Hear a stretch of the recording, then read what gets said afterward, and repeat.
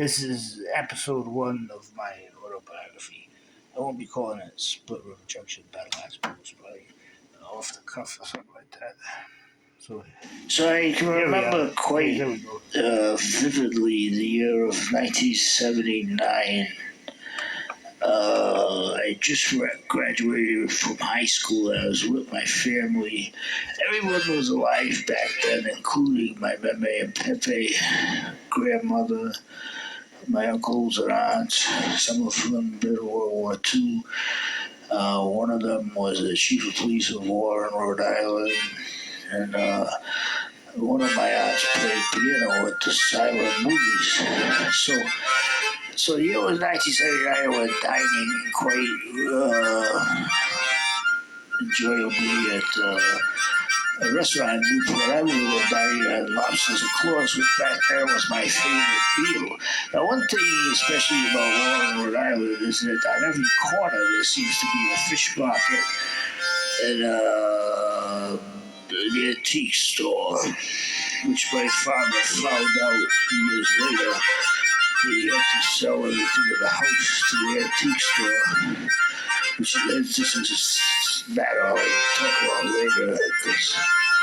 And I didn't know it at the time that this was connected to the reason why I used to get so angry when I was watching baseball games, stuff like that. I learned to both despise and love my father at the same time, when the rest of my family had basically loved him.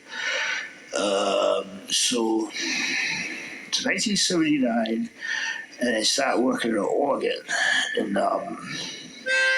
Attleboro. And everything's rolling along quite nicely.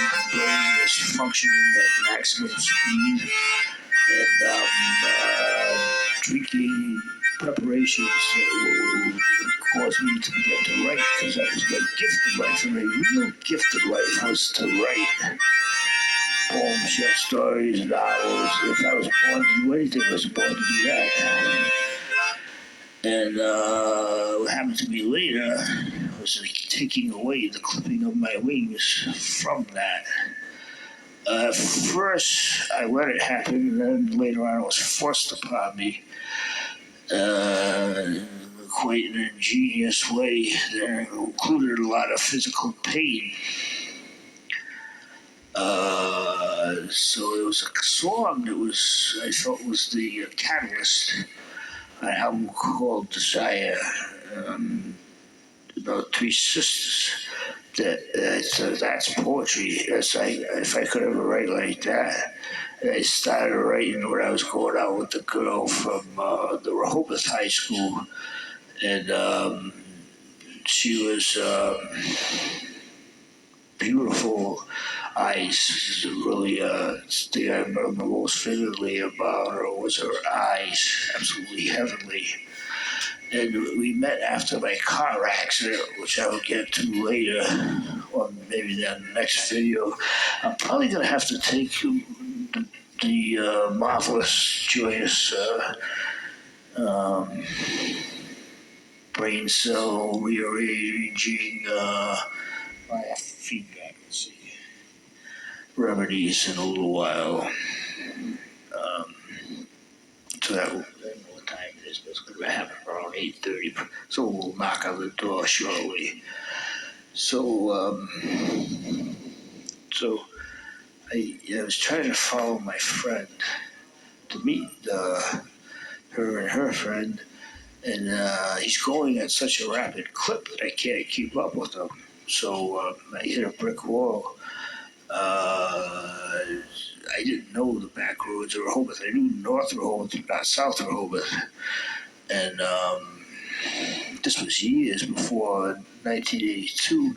All kinds of things happened between then and then, and that persuaded me to saunter forth into a mental hospital in Attleboro, where tragic things began to unfold rapidly, quite rapidly. But back then, I was still basically free to do as I wanted in a country that believes in freedom, which has come to a bitter halt, it seems.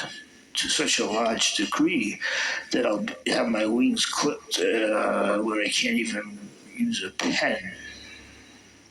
And that could happen at any time. I never know when. Never know when.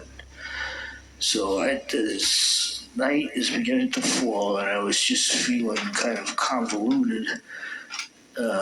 Which is the opposite of poetry. I was reading Manuel Kant. And then I thought, well, I tried to write, I couldn't write, so I thought I'd just do this off the cuff, as they say. And I maybe from now on do it this way, and that way if they clip my wings again,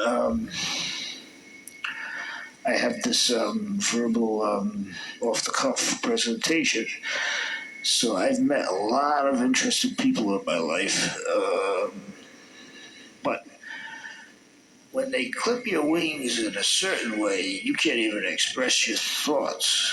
I mean, the way they did it in the 80s was like, you lose so much of your creativity. It started in 1983, but back then it was kind of my own fault because it was being sectioned. That would come later, and they were even forcing me to take medicines that I'm physically allergic to and could die from. I don't know if I can mention it by name, but this, at that point, I don't see any fault of my own because they were lying. Such swashbuckling warlords of psychotropic alchemy were actually lying. They were saying I was a danger to society, and that's how 2 doctors got me on medications that could have killed me. So I don't know who was a danger, but I don't see me as being a danger at all. But,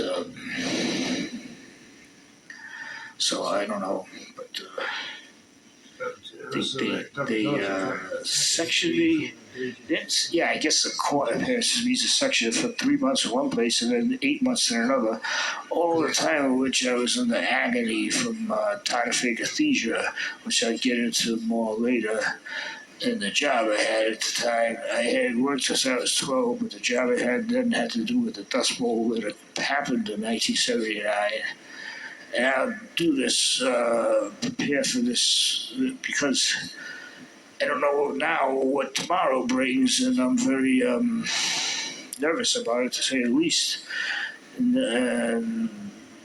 it was a connection between artistic creativity and what I'm under threat of losing now. So if I write my autobiography this way, it can't be really taken away from me the same as writing something down. I have all these DVDs at hand that I could just go off the cuff with them right down, describe the day in the past, and everything, and I'll call it off the cuff, I think. And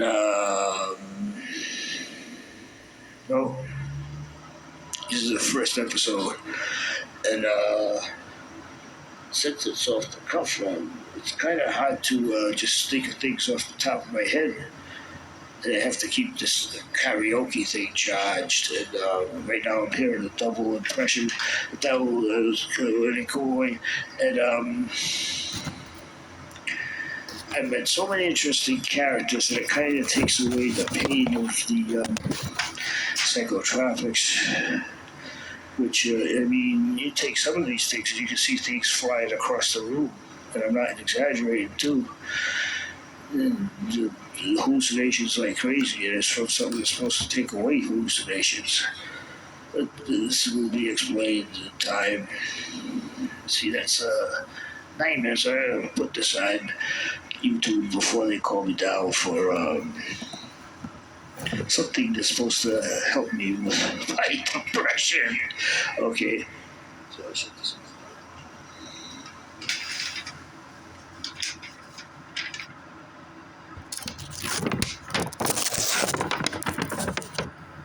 That's it? Oh, that's it. Let's see.